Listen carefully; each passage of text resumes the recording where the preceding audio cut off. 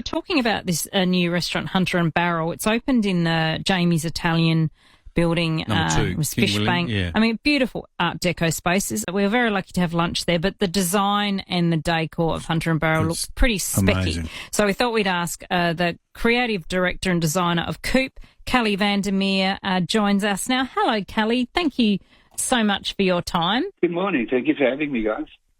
Hey, Callie, where do you start with a open sort of plan, big area like that you've got to put a kitchen in, you've got to put tables and chairs and reception areas and decor, and where do you actually start?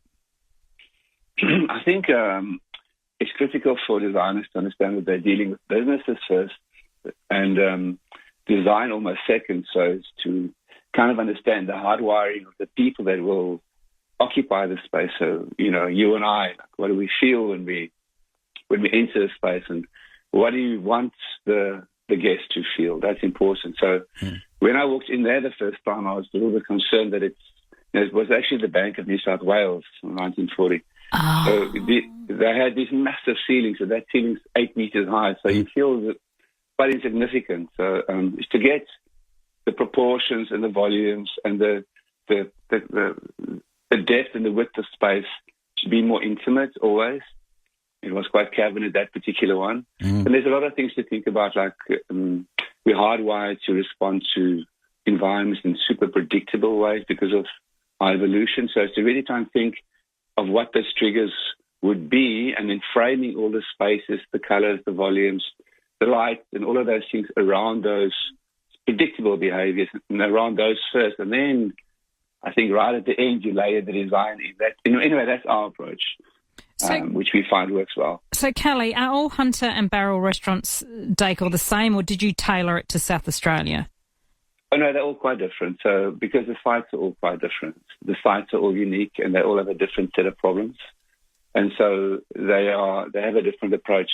There's a couple we did in the Middle East. They're completely different to these ones again, or this particular one because of massive ceiling and this massive space has a completely different approach to the others that are more intimate, like Parramatta. It's very intimate. Callie, being a little bit nosy on this matter, was there a budget, or did you... I mean, I don't know how you could work to a budget.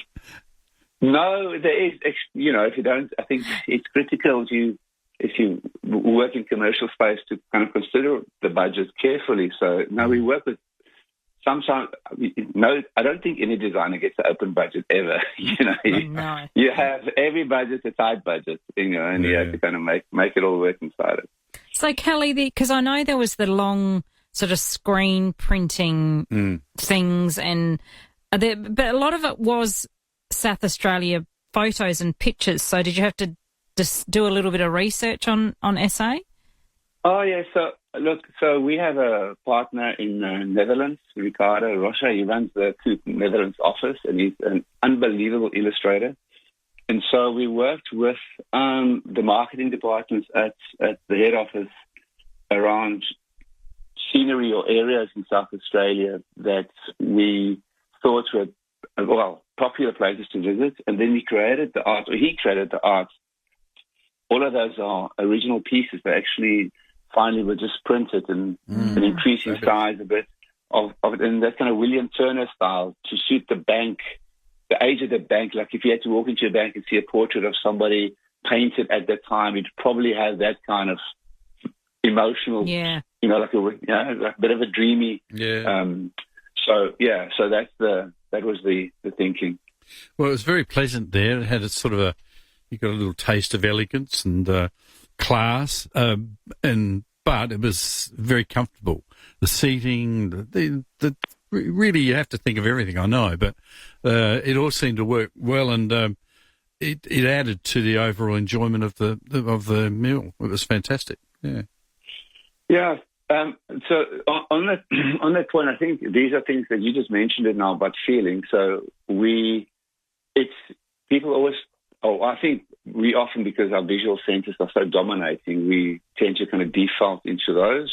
But our other senses are equally important. And, the modernists spoke about form follows function. And to your point just a moment ago, more form follows feeling. What what are the overall things that all your senses are telling you about the space that you walk into? That smell, sound, sight, and all these things that impact each other. Yeah, and you're sort of close enough to where all the cooking's done to see a little bit of action, but it is a wonderful void that you decorated and fitted out perfectly. I don't know where you could add any more to it that would make it better.